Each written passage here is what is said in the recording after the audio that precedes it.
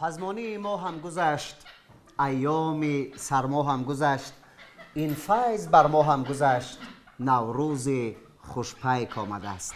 از مهر پر شد سینه ها، گرده نماند از کینه ها، شد به غبار آینه ها، نوروز خوشپیک آمده است. آره، نوروز خوشپیک آمده است. به دیار زیبای و دلارای و محبوب ما تاجیکستان بهشتاسا با جمال بحر و بر، همچون عروسی گل بسر با تازه‌کاری و خجستگی ها. نوروز عالم افروز، نوروز با تازگی و نفاست و نزاکت خود فعلا در وطن ماست، در تاجیکستان است و فعلا تاجیکستان تنتنه نوروزی دارد. فرارسی این جشن فرخنده را برای یکایک شما بیننده های عزتمند تلویزیون فرهنگی سفینه صمیمانه تبریک میگوییم و تمنای آن را میکنیم که هر روزتان نوروز باشد. سر سفره دانه سفینه قرار داریم تا از رسالت و اصالت این جشن بزرگ و میراث پرارزش نیاگانمان حرف بگوییم. ما را همراه باشید. ارمغان ایدانه ما این لحظه پیشنهاد شما می شود و قرار است که امروز در برنامه موسیقی های دلنشین و صحبت های خیلی گوارا و جالب و از نگاه تاریخی اساسناک صدا دهد. نوروزتان مبارک. بار دیگر نوروز عالم افروز مبارک دوستان عزتمند و همانطوری که گفتیم امروز برنامه ما برنامه ایدانه است و طبق سرچشمه های تاریخی و طبق تحقیقات که گذرانده شدن عالمان تاریخ جشن نوروز را به بیشتر از 6000 سال نسبت میدهند و امروز ما در برنامه‌مون خانه نوروزی داریم و در خانه نوروزی ما تاریخ نگاران قرار دارند از جمله محمد سلام مخشولов و عبدولی شریف زاده. استاد خوش آمدید به برنامه ما. نوروزتان مبارک. سلام باشید. بیاید سر اول از جنبه های تاریخی همین جشن بگویم چرا که برای ما نیست خیلی عجیب است. نوروز به عنوان یک پدیده خیلی جالب فرهنگی در عمق تاریخ قوم تاجیک قرار دارد و میشد گفت که شکلگیری قوم تاجیک به عنوان یک قوم خیلی مبتکر همراه یا که توأم با نوروز است. چرا؟ میشد گفت که نوروز خمیرمایه فرهنگی تاجیک است. در نوروز کینه ها از دل زدوده میشد، یعنی پندار نیک، و در نوروز سخنان با همدیگر سخنان نیک میگوییم و همدیگر را با سخن نوازش میکنیم تا کدورت ها از دل برود. این میشود گفتار نیک. با هم دیگر اگر خصومتی باشد آشتی میکنیم، فقیران و درماندگان را کمک میکنیم، دستگیری میکنیم و نسبت به یکدیگر رفتار جوانمردی و نجیبانه خواهیم داشت که این میشد رفتار نیک.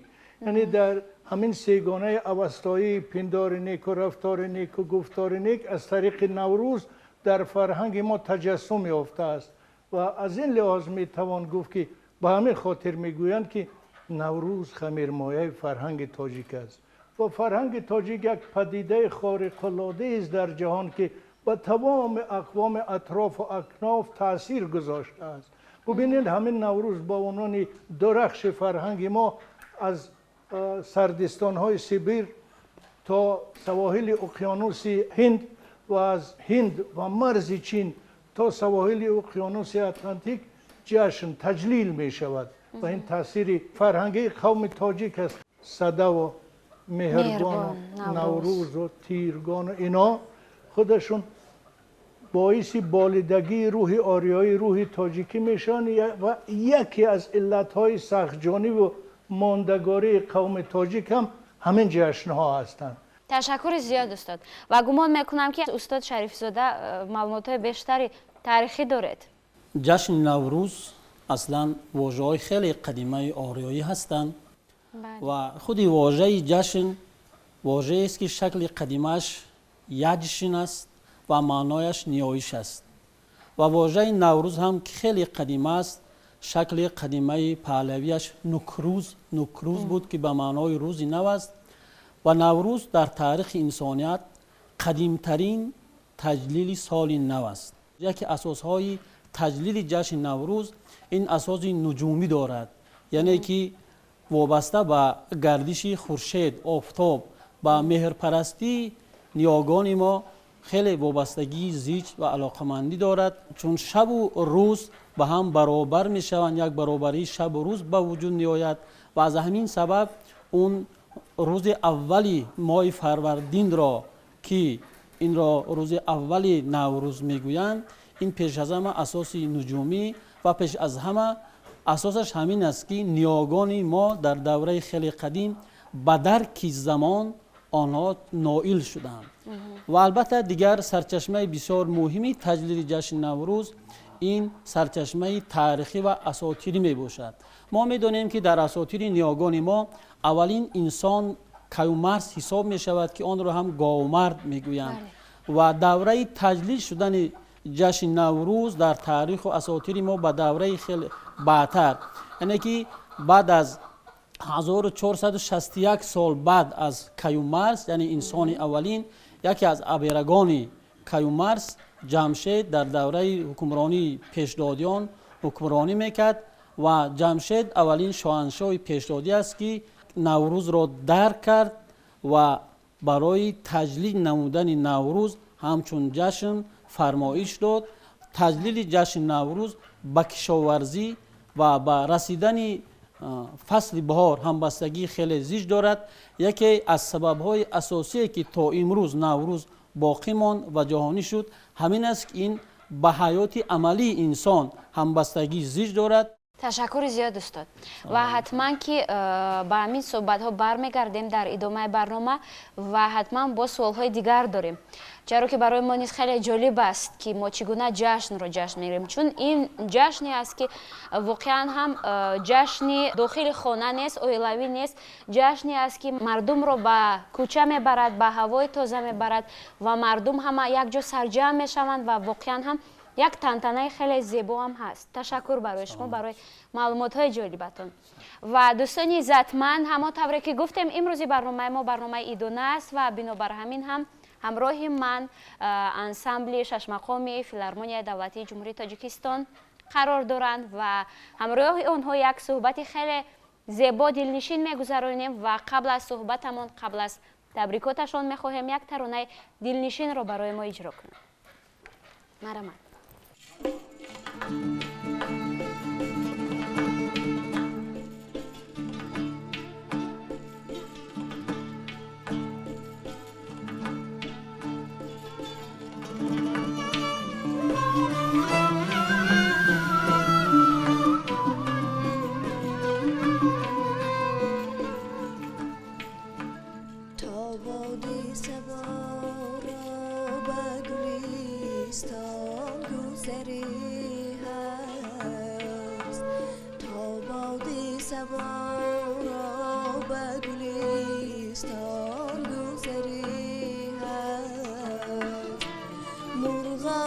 چمن را برهی گل نظری هست، مرغان چمن را برهی گل نظری هست. نومید نباید شدن از گردش ایام،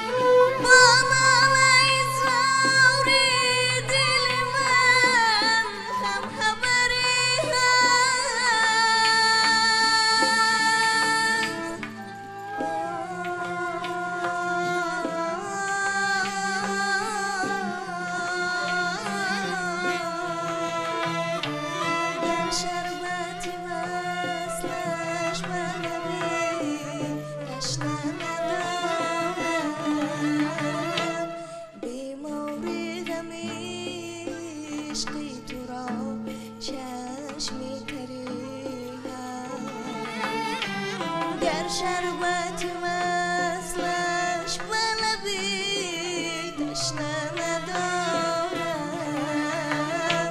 بیماری غمیش بی تو را چشمی تری هست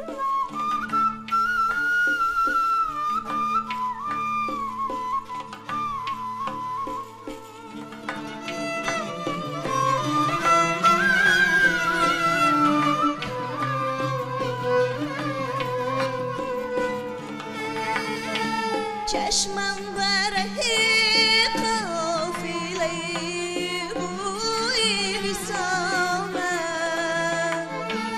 در کوی تو از باد صبا هم خبری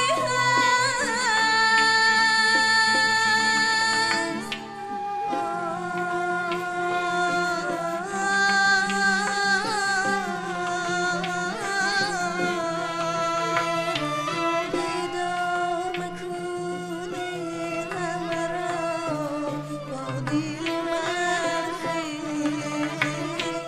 اندیشه نما غیری تو هم دادگری هم بیدار مکونین مرا با دل مخی اندیشه نما غیری تو هم دادگری هست اندیشه نما غیری تو هم دادگری هست آفرین. تشکر زیاد. انسامبلی شش مقامی فیلارمونیای دولتی جمهوری تاجیکستان بودند که یک ترانه خیلی زیبا را اجرا کردند و فعلا رشته سخن رو به اون طرف استودیو یعنی به همکارم انور میدیم. مرحمت انور. خب تشکر زرینه بانو و بیننده های عزتمند. بازم جشن نوروز عالم افروز به یک و یک شما مبارک باشد. خیلی خوشحال هستیم از دیدار گرمی شما و باز در این طرف استودیو مهمان داریم شاعره رابعه خالمیرزا مهمان ما هستند. درود میگویم به شما. روز و روزگارتان بخیر و شادی. این بهار نازنین به شما زیبایی و نفاست و نزاکت بیاورد. نکت نوروز است، نفس تازه گل، کوه صحرا همه اطراگین است. سخن از عشق بگوید یاران، سخن از پاکی احساس محبت که در این فصل پر از سبزه و گل، که در این فصل بهار خواب در مخمل گل در بغل یار چقدر شیرین است. سلامت باشید. آفرین معلم عزیز. واقعا ببینید وقتی که ایام بهاران می شود و نوروز عالم افروز بابای دهقان به خاطر امید دانه پاشیدن به صحرا می براید. دامنها و کوه صحرا همه سبز پوش می گردد، یعنی سبز اندر سبز می شود. ایام امیدها، ایام جوش اندر جوش. غنجایش مثلا تصویر بهار و نوروز عالم افروز در کلام بسیار هم زیبای رابعه خالمیرزا چگونه است؟ راستی هر یک نفری که اگر چند مصرع موزون کرده باشد، خواه شاعر باشد خواه نباشد، او حتما که در وصف بهار، در وصف نوروز شعر خونده است، سرود خونده است. زیرا نوروز یک عید است که عید دوست داشتنی است. برابر با نوروز زندگی گویا از نو آغاز می شود، یعنی همه جا سبز خورم می گردد، زیبایی ها به همه خانه های انسان همیشه میل به زیبایی دارد و زیبایی را می پرستد. از این رو چون که در روبایی های خلقی چندین 10 ساله ها گفتند و گمان میکنم که 10 ساله های بعدی هم هیچگاه معنی خیش را گم نمی کند. نوروز شد و لاله خوشرنگ برآمد، بلبل به تماشای دف و چنگ برآمد. مرغان هوا جمله بکردند پرواز، مرغ دل من از قفس تنگ برآمد. این رو هم راستی کدام شاعر کدام زمان گفته، ولی از اون که بسیار مردم دوست داشتند و زبان به زبان گشته است، یعنی همچون یک ربایی خلقی شناخته می شود. من هم یکی از همون نفر شاعرانی هستم، از همون نفر قلمکشانی هستم که خوب نوروز و بهار رو همیشه زیبا گفتم، وصف کردم و بهار هم رسید. بهار آشنا و رازدان ما رسید، به بزم عاشقان پیر مصاحب جوان ما رسید. بیا برای حرمتش ز عشق گفتگو کنیم و بیت‌های خفته را ز کنج ذهن جستجو کنیم. بهار ای دوگانه عزیز، ای بهار، قسم به حرمت خدا که بهتر رنگ در زمانه نیست. بدون تو دو بیتی و فسانه نیست. حضور تو دلیل آن بود که عشق پاک و راستین فسانه نیست. بهار ای دوگانه عزیز، ای بهار، به باغ‌های خشک زندگی بیا و نکت فسانه رو بیار. و شعر دیگر نوروزی که همین چند روز پیش دوست خواهش کرد که برایش یک شعر نوروزی بنویسم که با آهنگ خوانده است. چنین است که فرخنده بهار اومد، نوروز مبارک بود. فرخنده بهار اومد، نوروز مبارک بود. خندیده نگار اومد، نوروز مبارک بود. سرمای زمستان رفت با برف و شب هجران، عاشق بر یار اومد، نوروز مبارک بود. با رقص پرستوها با نم بارانش عکس بنوار اومد، نوروز مبارک بود. شادانه ثنا گفته نوروز جهانی را، دلبر به کنار اومد، نوروز مبارک بود. امروز جوان و پیر شادانه غزل خوانند، دی رفت و بهار اومد، نوروز مبارک بود. سلامت باشید. بسیار تشکر. نوروز شما هم مبارک. نوروز کل تماشاگر تلویزیون سفینه مبارک باشد. دوستان عزیز، این برنامه سفرای سفینه است. مهمان خاندان شما و اکنون به خاطر خوشحال گردیدنمون در این ایام زیبای شکفتنها و رستنها، بانو پروین یوسفی روی صحنه می آید و با یک ترانه زیبایش طبع همه ما را شاد می‌گرداند.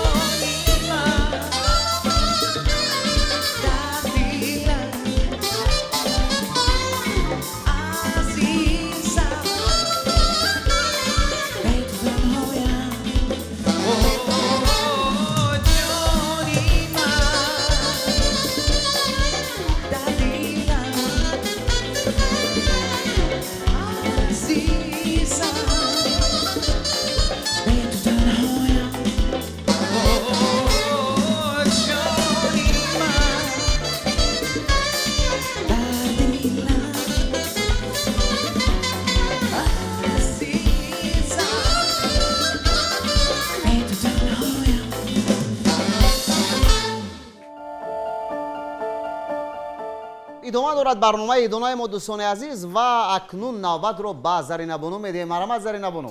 تشکر زیاد انور و دوستان عزتمند، بار دیگر نوروز خجسته رو به هر یکی شما تبریک و تهنیت میگویم و واقعا هم خوش به حالمون که چون یک جشن زیبا داریم. نوروز یک جشنی است که جشن سرود است، جشن ترانه است، جشن عشق است، محبت است، صمیمیت است، جشن فراوانی هاست و جشن نعمت هاست. و من بازم میخواهم رو بیارم به سفره نوروزیمون، به خانه نوروزیمون و استادان خیلی عزیز و گرامی.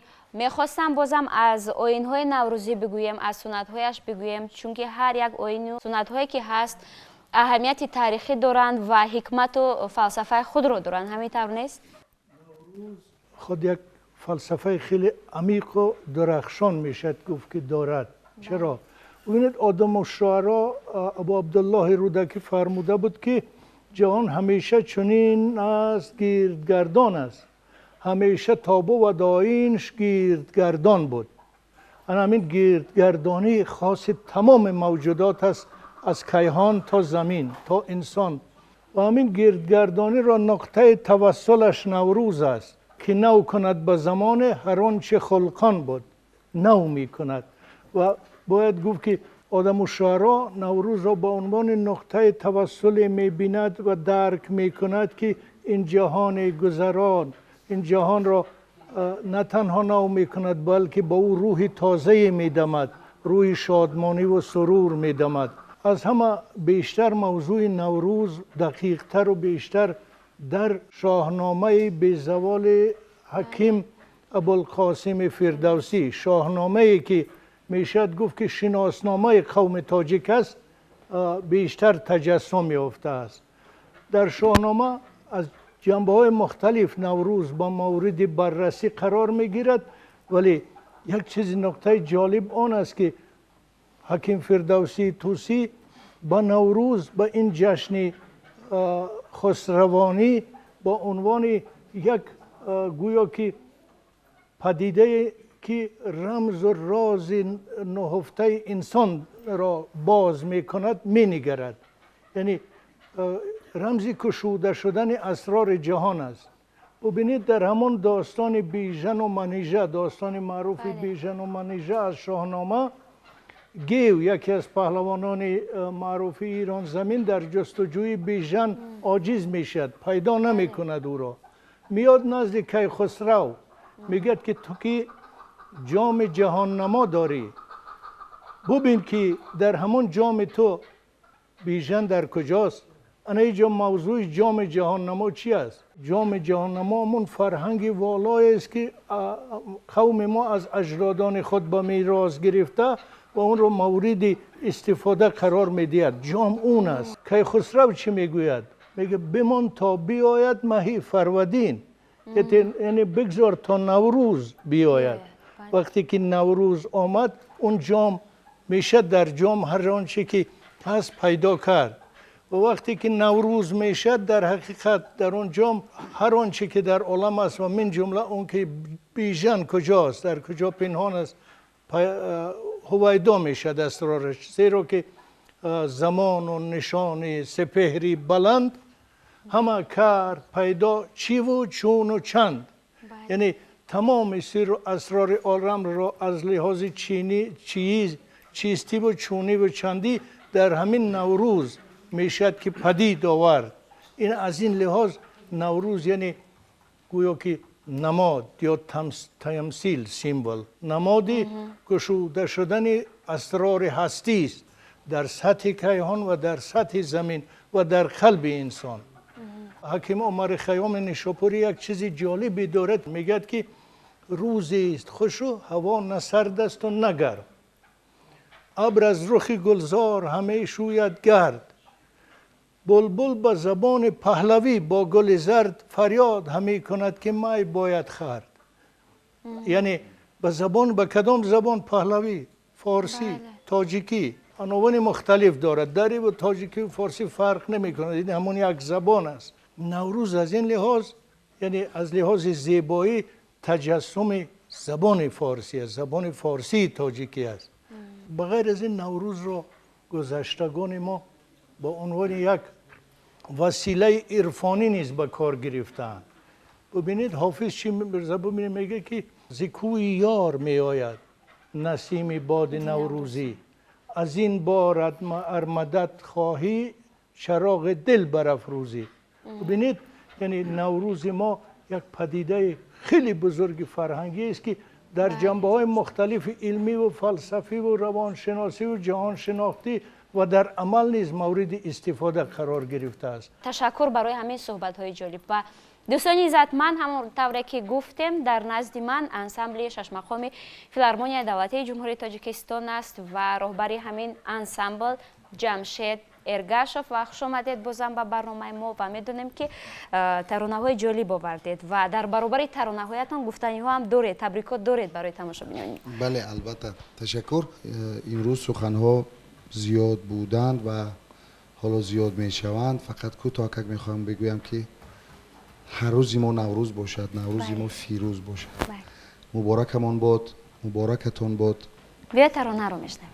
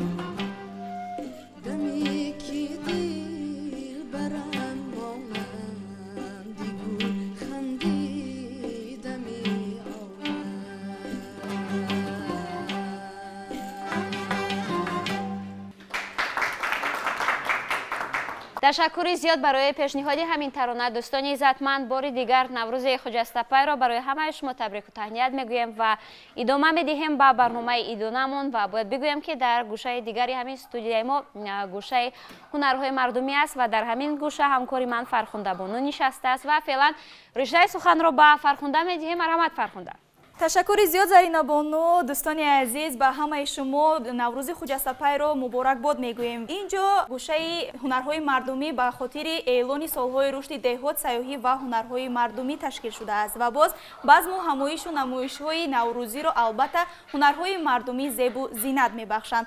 инҷо меҳмони мо ҳастанд Амина Усмонова, ки ҳунари доирасозиву доиранавозии шӯру шари дафи тоҷикиро то куҷоҳо набурдаанд. шуморо ба барномаи хиш хушомадед мегӯем. наврӯзатон муборак бошад. сараввал биёед каме атрофи ана ҳамин ҳунар қисса мекардед. касби доирасозиро аз падари худам омӯхтам. аз хурдӣ тӯли чанд сол мебошад ки бо ҳамин доирасозӣ машғул мебошам. солҳои рушди сайёҳӣ ва ҳунарҳои мардумӣ эълон гашта доирасозӣ мо зиёдтар муарриф гашт. эҳё кардед. барои он ҷавононе ки ана ҳамин ҳунарро мехоҳанд ки аз худ кунанд ва чун шумо дар касби худ муваффақ гарданд, ба онҳо чӣ маслиҳатҳо медиҳед?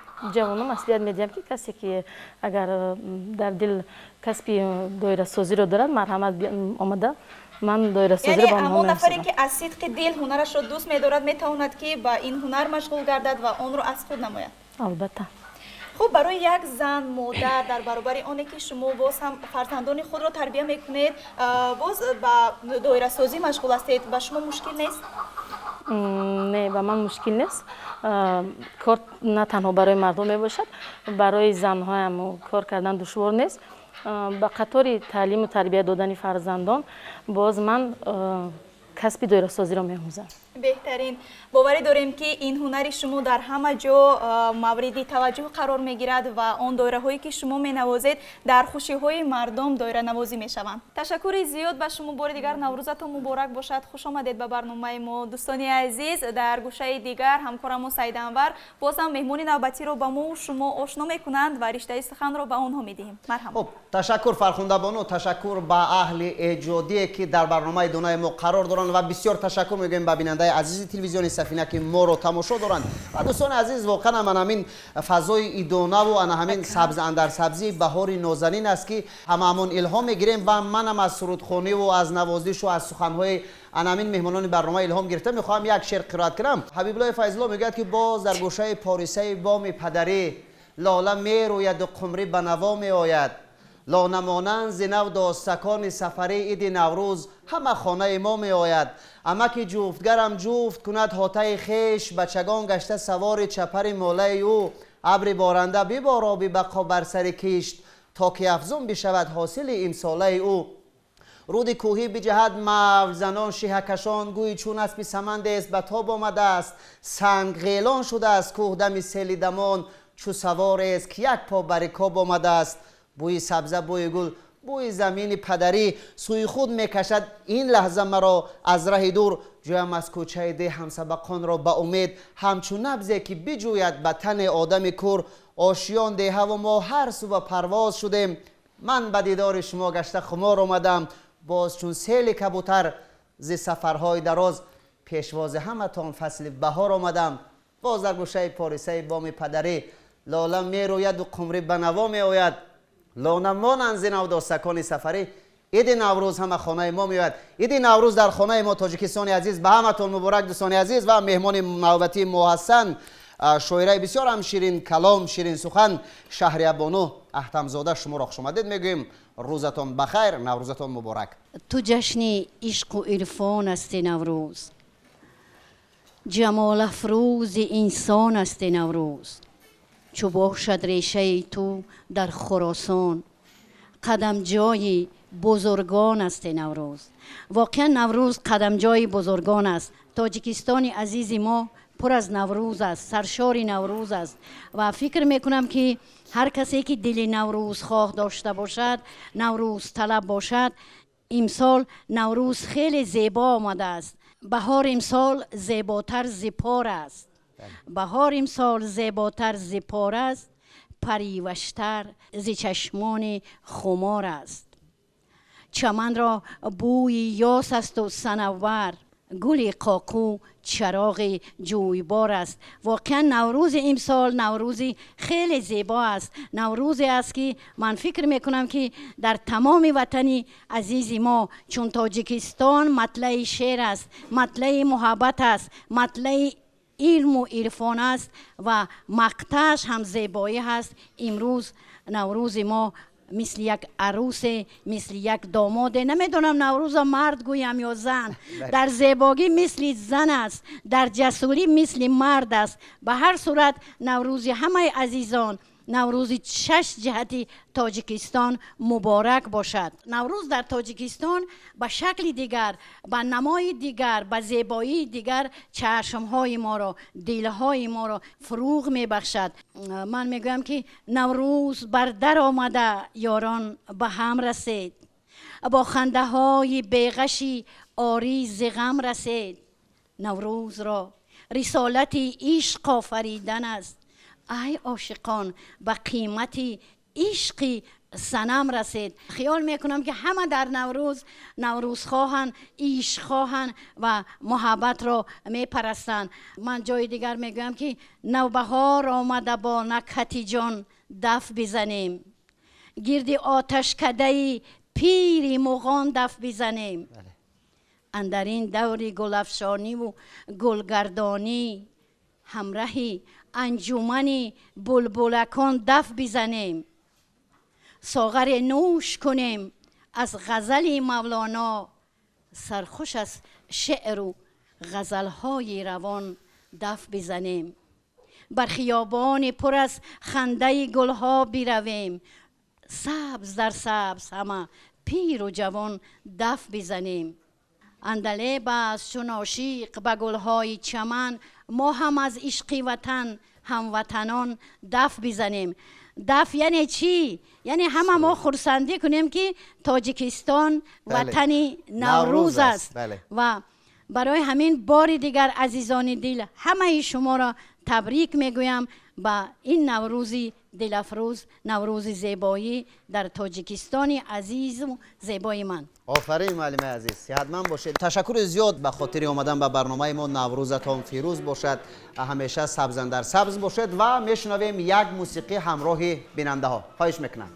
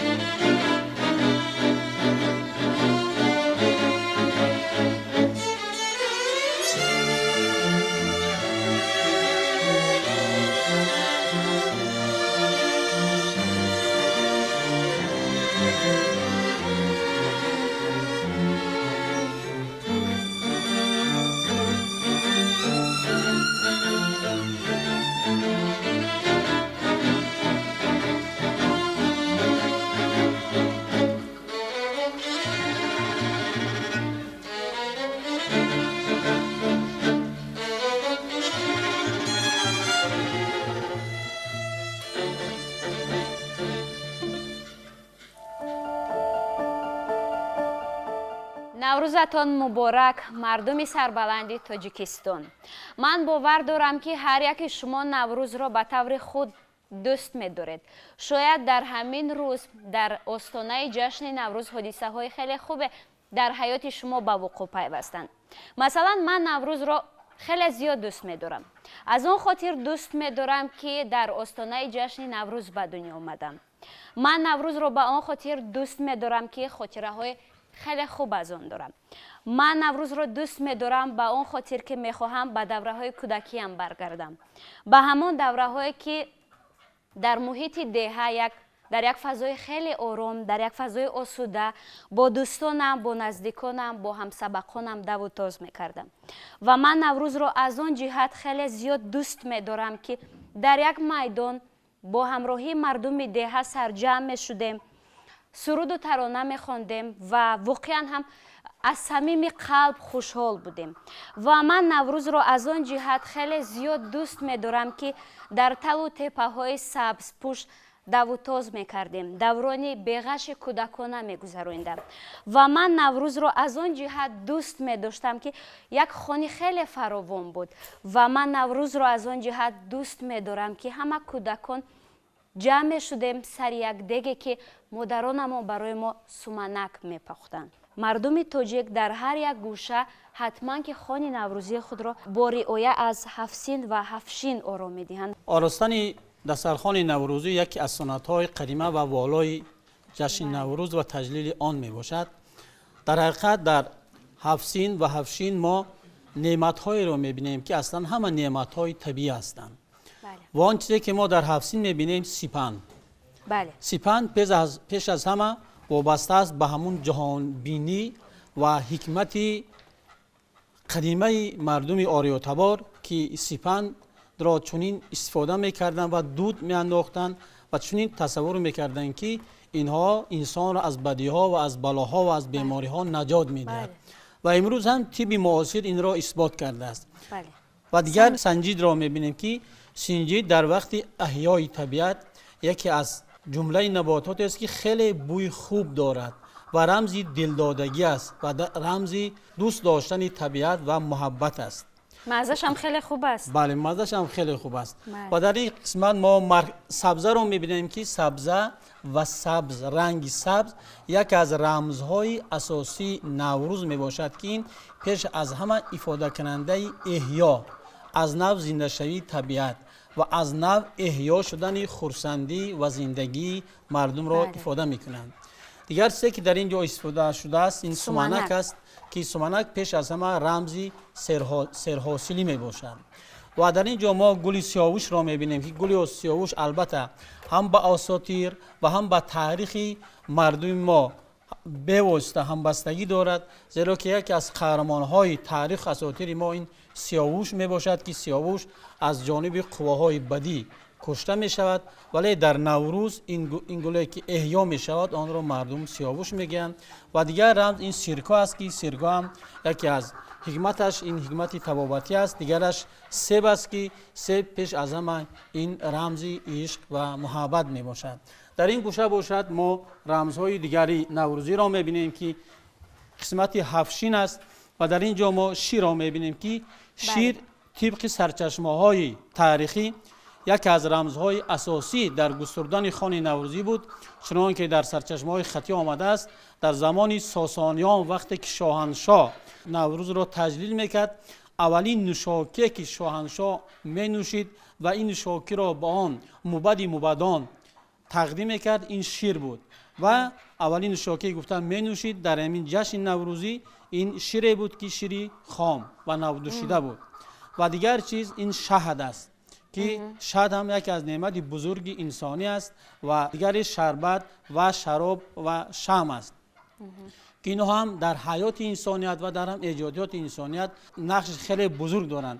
ва дар маркази дастархони густурдаи шумо мо мебинем ки меваҳо, неъматҳои бузурги ватани худро мебинем ки ҳар як нави мевае ки дар ин ҷо дар намоиш гузошта шудааст дар ҷаҳонбинӣ, дар зиндагӣ در فرهنگ نیاگان ما تاثیر عمیق گذاشته است. مثلا انگور که در اینجا گذاشته شده است، ما انگور را، تصویر انگور را، رمز انگور را در آفریده در نگارهای گوناگون نیاگان خود مشاهده میکنیم که انگور این رمزی چه است؟ رمزی سراسری و رمزی محبت است. یا که در مرکز انار گذاشته شده است که انار میوه است که در دوره قدیم توسط تصویر ایران انار توسط اهدا و هدیه و تحفه نمودن انار این یک محبت و عشق را افاده میکردند و ابراز مینمودند. و سیب هم گفتیم که یکی از رمزهای اساسی 7 سین می باشد که ما این را شهر دادیم. و باید بگویم که گستردن خان نوروزی گفتیم خیلی تاریخ قدیمه دارد و احیای تجلیل جشن نوروز در زمان ساسانیان به اوج اعلای خود رسیده بود که در این باره ما دیرتر صحبت خواهیم کرد. تشکر زیاد، تشکر. و براستی من در باره 7 سین و 7 شین میدونستم، اما نمیدونستم که گذاشتن میوه در خان نوروزی این خصوصیت های خود را داشته است، مفهوم خود را داشته است و یک سنت مخصوصی نوروزی نیز بوده است. ما شما را به اختیار همین خان نوروزی میگذاریم، نوش بکنید از دسترخوان ما و ما برنامه‌مان را ادامه میدیم. تشکر. و دوستان عزتمند، من میخواهم برگردم به گوشه که در همینجا هنرمندان نشستند و بازم میخواهم یک ترانه خیلی زیبا و دلنشین را منظور شما بگردانیم. مرحمت.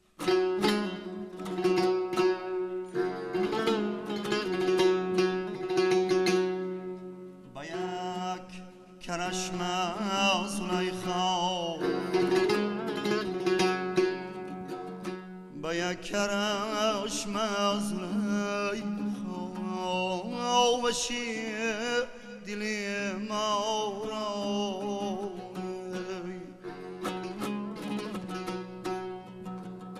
چنان را بود که یوسف دلی زلیخا را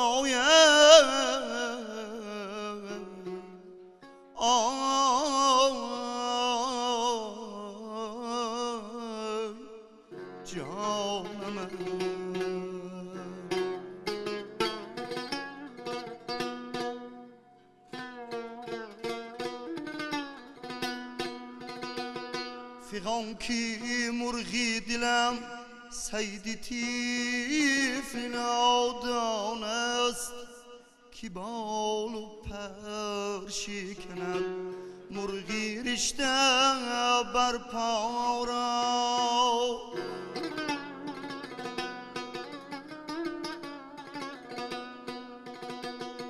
سجود خاکی رهش بردنم تمنا بود به خاک میبرم امروز این تمنا را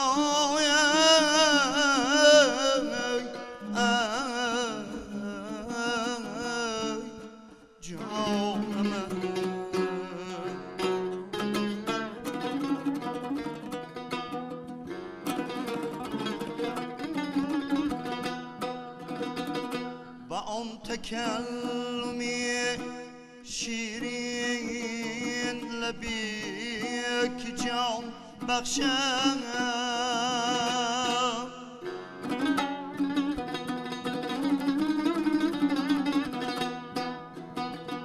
بدم زدن نتواند کسی مسیحا را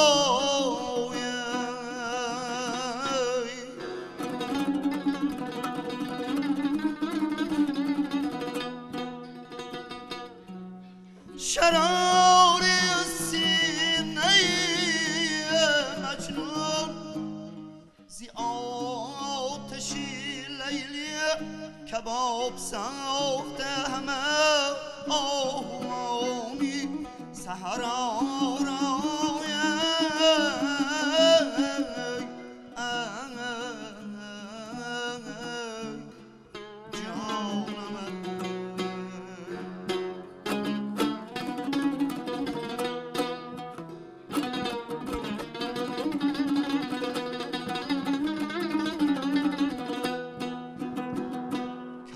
بهای غزالانی مست میبخشد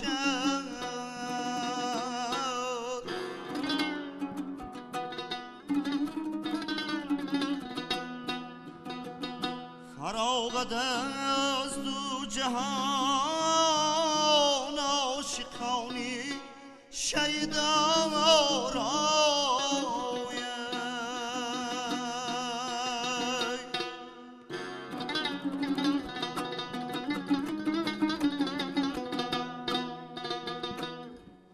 چه سود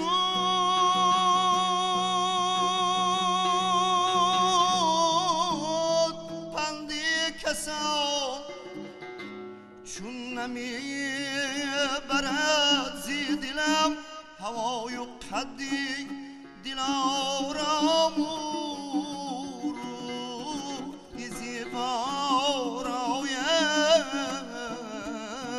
جان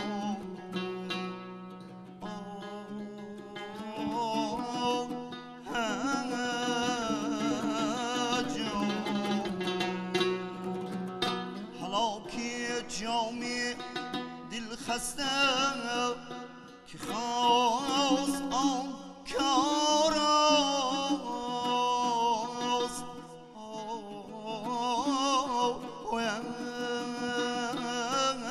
به شکل و شیوه سوارانی سر بالا را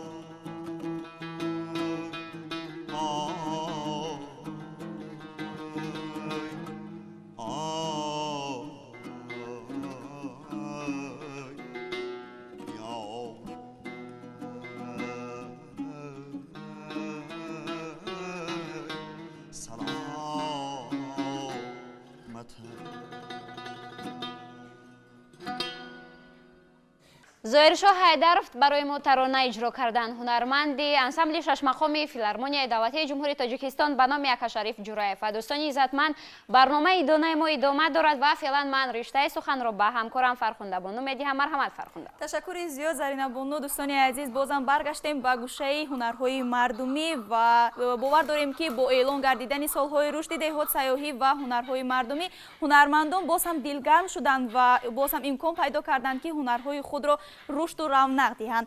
و اینجا باشد باز در مهمانی ما قرار دارند بابای دانه که فکر میکنم نفری نیست که این شخصیت رو نشناسند، زیرا اون نفری است که عمر خود را صرف ساختن همین سازتراش، همین اسباب های موسیقی گرداندند. و شما رو به برنامه خوش خوش آمدید میگوییم.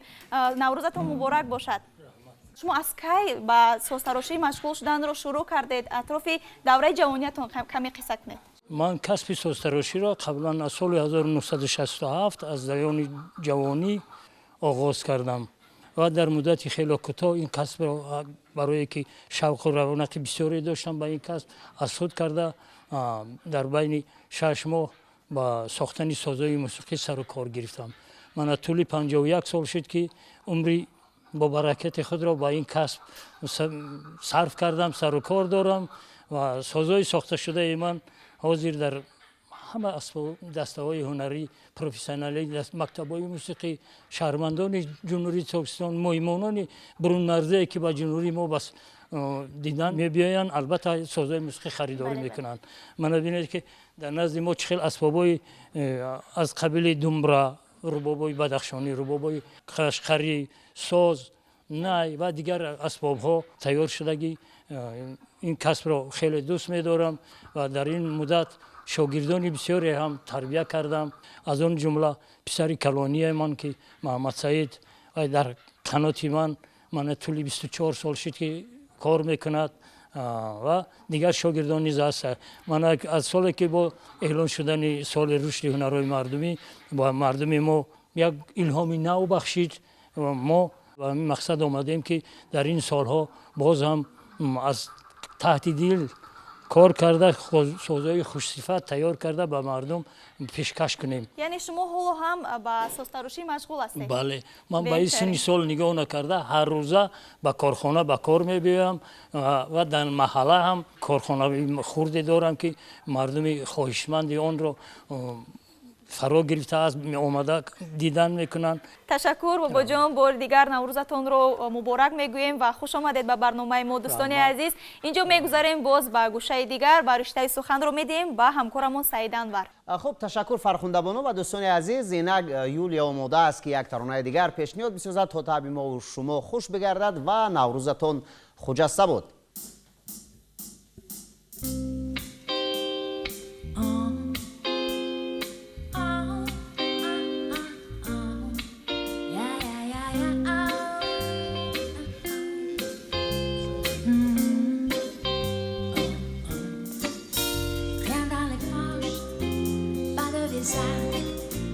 Silence si proche, ça fait bizarre. Mais quelle heure est-il dans notre ville? De quel côté l'air salé s'accouche-t-il? I have a dream, j'écris des rimes, crée une amie en attendant un crin de chien. Les Mawilayas, je suis l'Himalaya, mais l'air est longue, aïe aïe aïe aïe. Laissez passer, rien à déclarer, j'ai cavalé, mais ça va aller, fais mon international check, salam alaikum.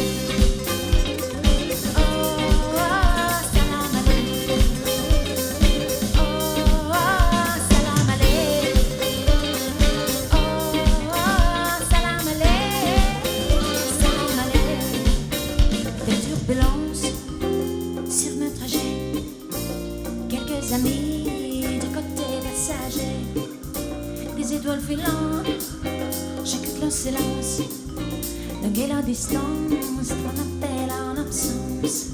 Je suis bien loin, ceci n'est qu'une escale, je trouve mon chemin jusqu'au piédestal.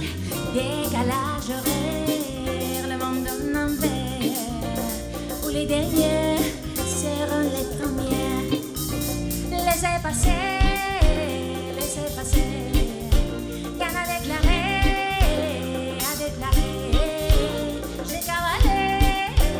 j'ai cavalé, mais ça va aller, fais mon international jet, salam alaikum, oh, salam alaikum, oh, salam alaikum, oh, salam alaikum.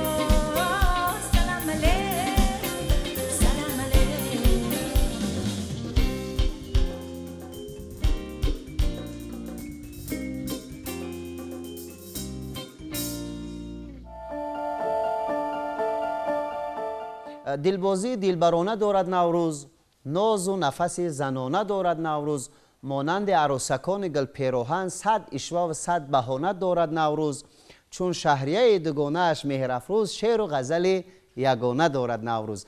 واقعا بسیار یک تصویر خوب کردید و گمانم که از ادامه شما هم برای بیننده های عزیز ما از همون چکامه های کلام بسیار هم زیباتون هدیه میسازید. افسانه زیبایی در دفتر نوروز است، نقش قلم باران در مرمر نوروز است. سوگند سوگند به نام گل، سوگند به فروردین، در چشمه چشمانم نیلوفر نوروز است. حلبوی وطن بویم، قاقوش به گیسویم، با گفتی یکی شاعر این کشوری نوروز است. واقعا این کشوری نوروز است که ما شعرخوانی میکنیم. شعر اصلا که به نوروز خیلی توام است. شعر هم زیبایی است، نوروزم. و من با جای دیگر میگویم که بهار آمد، چمنها لاله پوشند، سری هر شاخ مرغان در خروشند، رگی جو می تپد چون نبض عاشق، چرا دلهای ما گنگ و خاموشند. من فکر میکنم که امروز باید دلها و زبانها و گنگ و خاموش نباشد، همه شعر گویم، همه شعر خونیم. بهار آمد بده نوروزیم را، نگر از ایش خود افروزیم را، به سنگستان قلبت باز یابم، به مثل کبک گشنه روزیم را. بله بله. خب واقعا هم ایام بهاران است، چون میگد که در و تیرزه کشاید بهار آمده است، لعبت گلپوش بی صبر و قرار آمده است، به سرش ابر سیاه سبزه و گل میریزد، با هزار نکت با صوت هزار آمده است. چون ببینید که زن و بهار به هم توأمند معلم عزیز. و شما همچون یک زن، همچون یک بانوی ایجادکار، از بهار چی الهام میگیرید؟ از این زیبایی چی الهام میگیرید؟ بهار و زن پای و خواهر هستند. بله. بهار و زن به همدیگر دوگانه هستند. و بهار اصلا که ایدی شاعر است و دهقان. دهقان گندم میکارد که ثمر بیارد. بله. ثمر بیارد.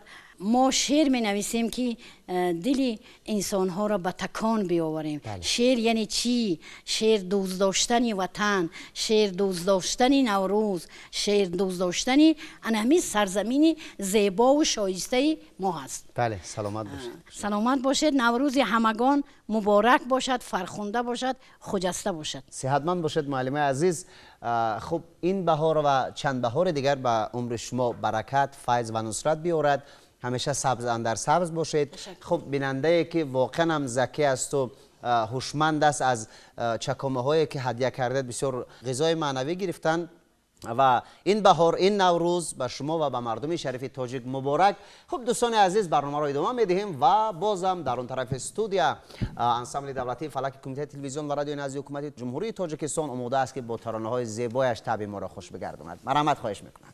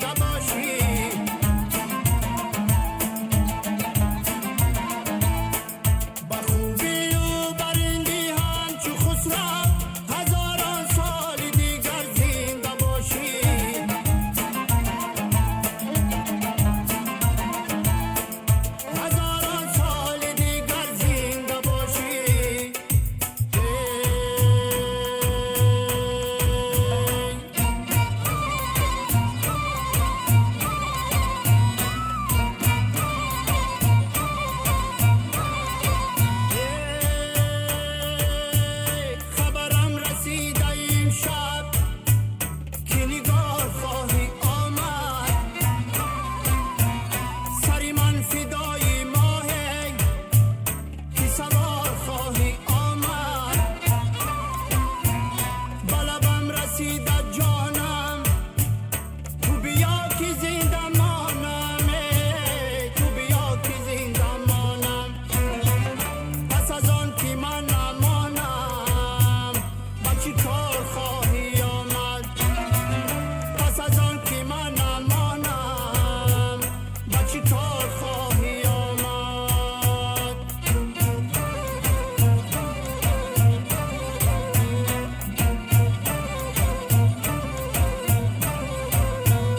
همه آهوانی صحرا سری خود نهاده بر سر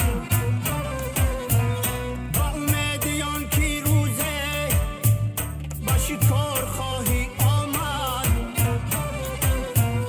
باید آمدن را بودی دل و جان و صبری خسروه دل و جان و صبری خسرو چی شود اگر بعد انسان دو سه بار خواهی آمد چی شود اگر بعد انسان دو سه بار خواهی آمد چی شود اگر بعد انسان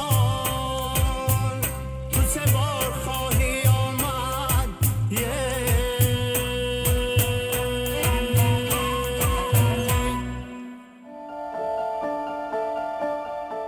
دوستان عزتمند، بار دیگر نوروز عالم‌افروزро барои шумо табрику таҳният мегӯем ва мо дар ҷараёни барномаамон аз аҳамияти таърихии наврӯз гуфтем, аз суннатҳои он гуфтем, аз оини наврӯзӣ гуфтем, аз давраҳои гуногуни ҷашнгирӣ, воқеан ҳам ин ҷашни аҷдодӣ гуфтем ва бояд бигӯям ки наврӯз феълан дар тоҷикистон бо як шукӯҳу шаҳомати хоса таҷлил карда мешавад ва дар сатҳи хеле баланд, ҳатто дар дафтари кории созмони милали муттаҳид як рӯзи тақвим бахшида шудааст ба рӯзи наврӯз ва метавонем бигӯем ки наврӯз имрӯз ҷашни байналмилалӣ аст ва тоҷикистон яке аз кишварҳоест ки ватани наврӯз аст ва биёед бозам аз мақоми байналмилалӣ шудани наврӯз бигӯем, аз он бигӯем ки феълан ҳамин ҷашн то куҷоҳо маъруф шудааст.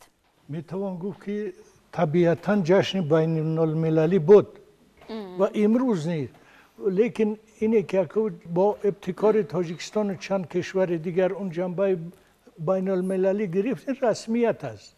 воқеият он аст ки наврӯз ҳамеша ҷашни байнулмилалӣ, ҷашни ҷаҳонӣ буд ва имрӯз расман мақоми ҷашни ҷаҳониро пайдо кардааст. дар сатҳи як созмони бонуфуз қабул шуд. бонуфузтарин созмони байнулмилалӣ бо унвони ҷашни ҷаҳонӣ эътироф шудааст ки ин бори дигар собит мекунад ки мардуми мо ба ҷаҳон, яъне ба ҷаҳониён таъсири зиёде аз лиҳози маънавӣ расондааст. аз лиҳози илмӣ ҳам ки бигем ҳоли мавзӯи дигар аст, аммо имрӯз аз лиҳози маънавӣ ва аз лиҳози фарҳангӣ аз тариқи наврӯз, маҳз аз тариқи наврӯз қавми тоҷик таъсиргузор будааст дар шаклгирии фарҳанги куллан ҷаҳониён. марҳаба, шумо чӣ мегӯед аз мақоми наврӯз, аз мақоми имрӯзаш? наврӯзи бузург ва таҷлил намудани ин ҷашни қадимаро мо ба ягон қавм, ба ягон халқ, ба ягон миллат, ба ягон шоҳаншоҳ ё ки ба ягон давлат маҳдуд карда наметавонем. наврӯз ҷашнест ки барои ҳамаи миллатҳо, барои ҳамаи халқҳои ҷаҳон созгор аст. зеро наврӯз, таҷлили наврӯз ин пирӯзии нур бар зулмот, пирӯзии некӣ бар бадӣ, пирӯзии хурсандӣ бар ғамгинӣ ҳаст. ва чӣ тавре ки маълум аст 23 феврали соли 2010 дар ҷаласаи 64-ум созмони байналмилалӣ юнеско наврӯзро ҳамчун як фарҳанги бузурги ғайримоддӣ эътироф кард ва ба расмият дароварда шуд ва ин созмони ҷаҳонӣ рӯзи 21 марти ҳар солро ки ба рӯзи 1 моҳи фарвардин рост меояд рӯзи ҷаҳонии наврӯз эълон кард. ва бояд бигӯям ки ҷаҳонишавӣ шудани наврӯз ба истиқлолияти тоҷикистон, با سیاست حکومت جمهوری تاجیکستان، با سیاست پرزیدنت جمهوری تاجیکستان پیشروی ملت محترم امام علی رحمان همبستگی زیست دارد. محض در دوره صاحب استقلالی ما توانستیم که تجلیل نوروز را بار دیگر احیا کنیم. اگر بار دیگر به تاریخ نیاگان خود نظر کنیم، ما میبینیم که نوروز در زمان خیلی باشکوه تجلیل میشد که ما آن زمان صاحب دولت بودیم.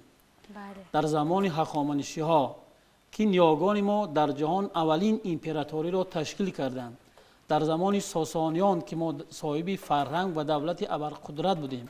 بعدتر در زمان سامانیان و دیگرها و محض در زمان صاحب استقلالی بار دیگر مردم شریف تاجیکستان توانستند که در جهانی شدنی، یعنی به رسمیت در آوردن جشن نوروز همچون جشن جهانی در زمان صاحب استقلالی بار دیگر سهم گذارند.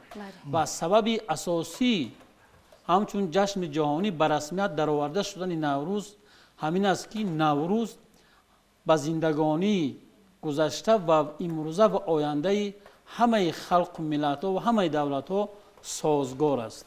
بله، و یکی از خصوصیت هاش همین است که ما میخواهیم که سخنهای نیک بگوییم در حق یکدیگر و یکدیگر را تبریک و تهنیت بگوییم. شما چی؟ با استفاده از همین فرصت مناسب تمام دستاندرکاران من تلویزیون سفینه که من معروفیت زیادی داره در میان مردم جمهوری و کلا تمام مردم تاجیکستان را در ارتباط با همین جشن جهانی تاجیکان تبریک عرض کنیم.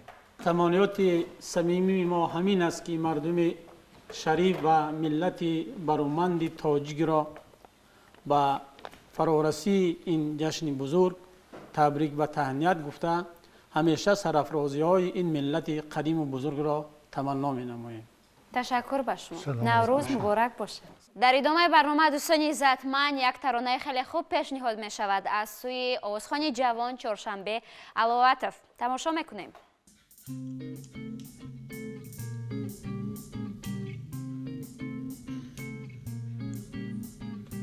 سلامت میکنم، سلامت میکنم، سلامت میکنم ای نوری دیده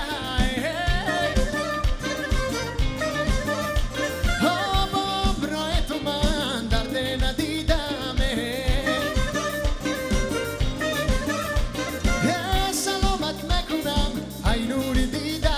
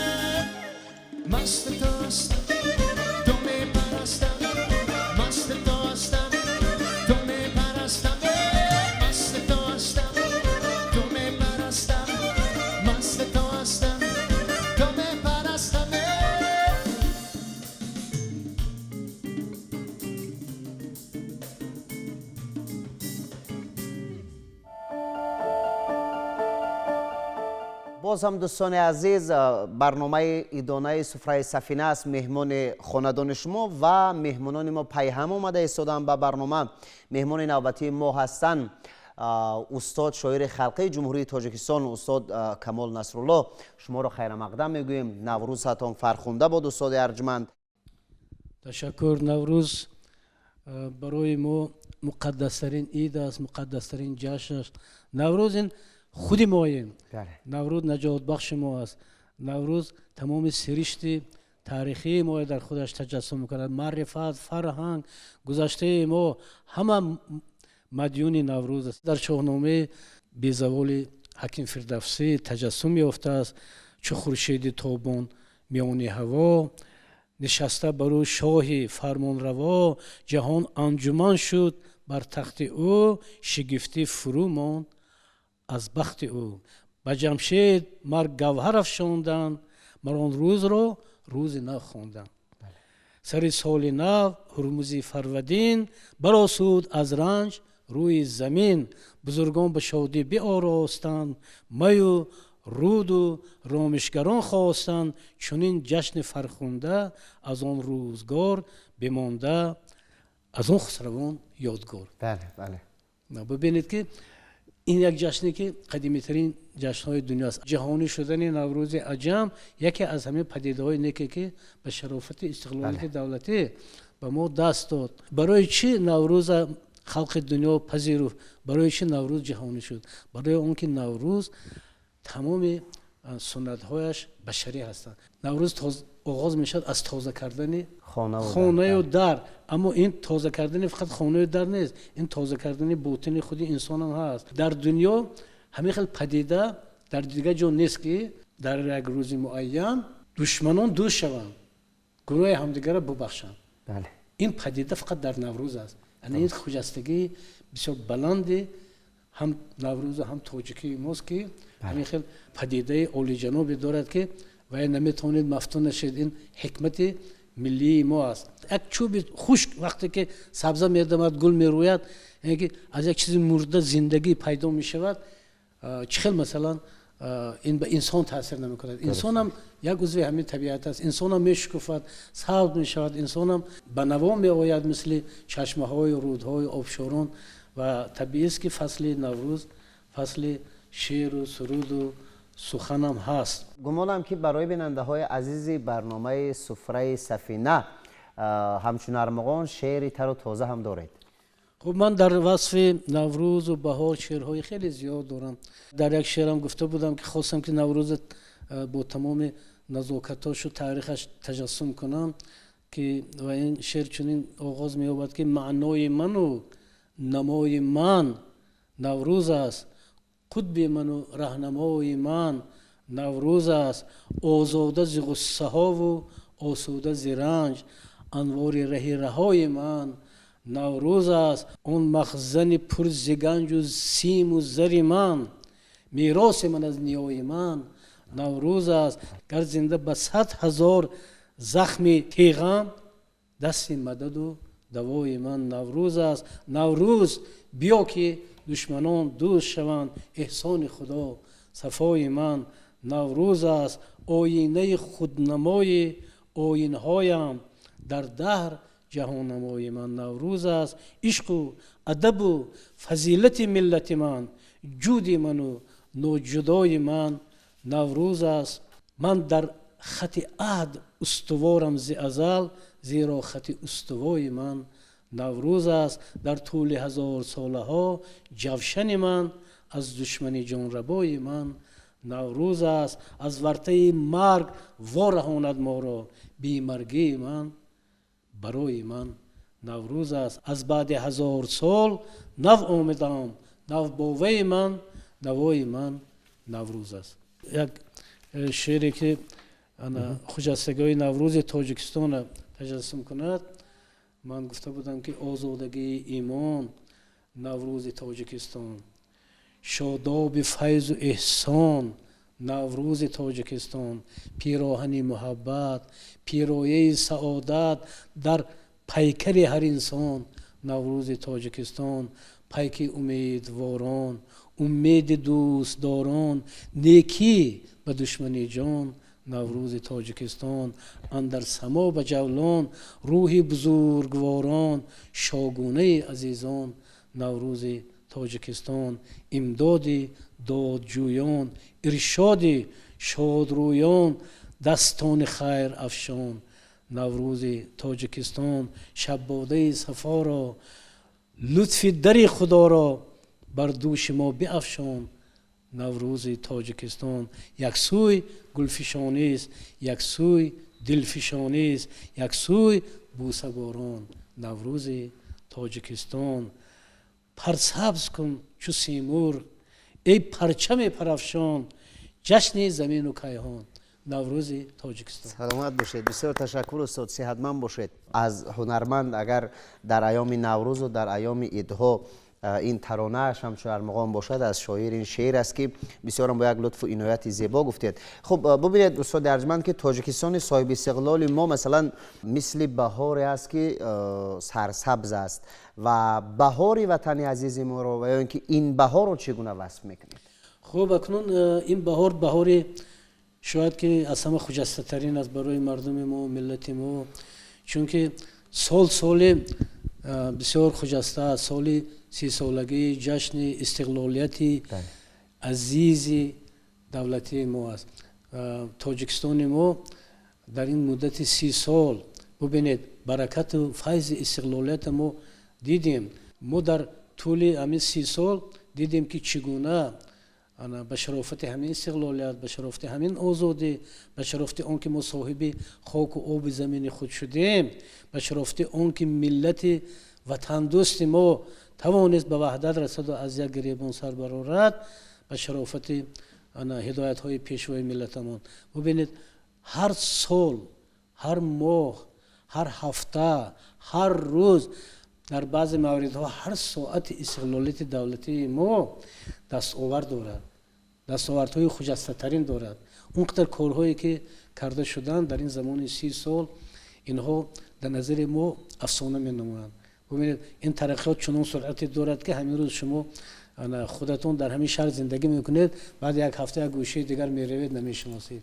یعنی که تاجیکستان ما با سرعت بلندترین آباد میشد. سازندگی، شکوفایی اینها در اوج بلندترین هستند و چگونه مثلا میتوان گفت که این بهار بهار پیروزی ها است. این بهار بهاری است که بهترین شاگونه به ما تقدیم میکند، چون که بهاری 30 سالگی از جنبست یک مرحله بزرگی زحمت های خلق ما، مبارزه های خلق ما، رنج ها و پیروزی های ملت ما می باشد. بنابر همین من گمان میکنم که این خجسته ترین عید است و مبارکباد میگویم خلق عزیز ما، ملت عزیز ما را با این دستاوردهای بزرگش. این دستاوردها فقط در همین سازندگی های ظاهری نیست، دستاوردها در سازندگی های معنوی هم هست. شما ببینید که در همین زمانی حتی هم در چند سال اخیر چقدر دستاوردهای بزرگ ما در معنویات ما داریم. این همین 2-3 آزمونی که تهیه شد با هدایت‌های پیشوای ملت ما، آزمون فروغ سپیدانوی، آزمون تاجیکستان وطن عزیز من و این آزمون فروغ معرفت، اینها واقعا فروغ‌های معنوی ملت ما هستند که ببینید چگونه مردم ما، جوانان ما با تشنگی خودشان به این آزمون ها زدن و علاقه ثمره های نیکش ما دیده استادیم و این دلیل اون است که ما به شرافت استقلالیت ما باز میگردیم به معنویات بزرگ ملت ما و بهترین دستاویز تاریخی ملت ما کتاب است.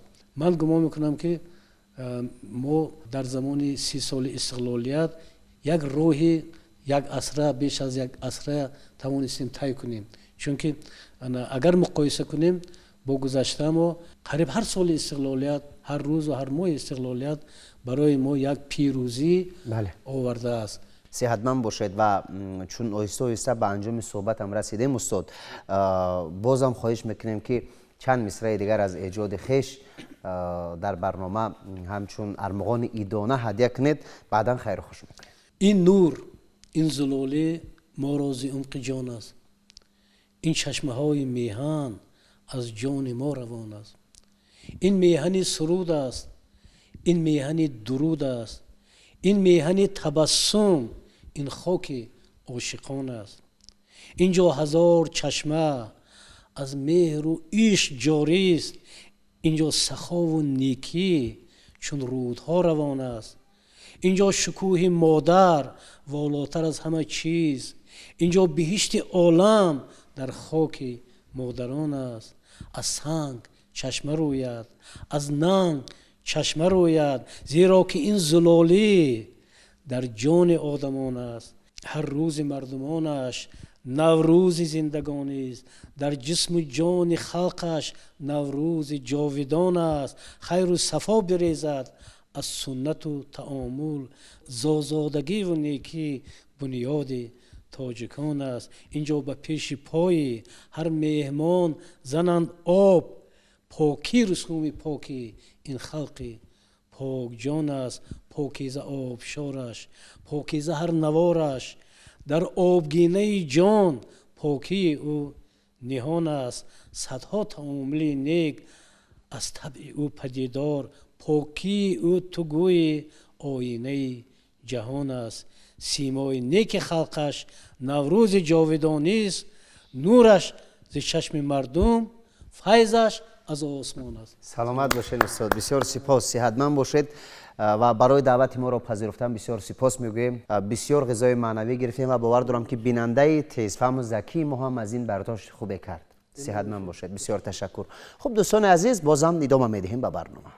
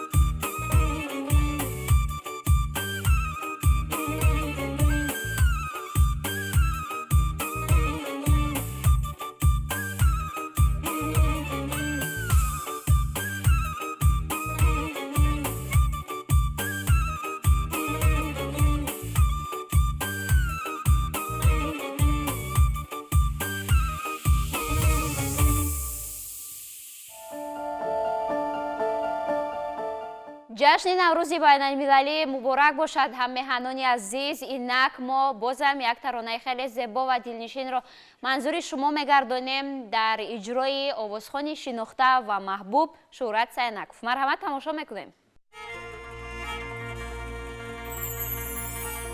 наврӯзи мулки пири аҷан навҷавон шуда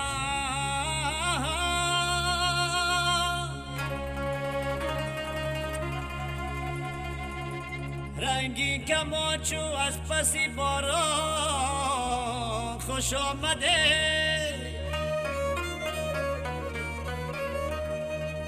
рангин камончу аз паси борон خوش آمده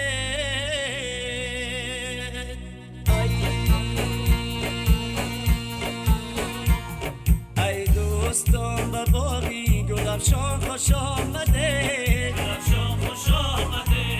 در بوستان چو سروی خرامان خوش آمده در بوستان چو سروی خرامان خوش آمده از شاد سوی عالمی روشن به نوبهار از شاد سوی عالمی روشن به نوبهار بر خاندانی دولتی ساما خوش آمده ساما خوش آمده بر خاندانی دولتی ساما خوش آمده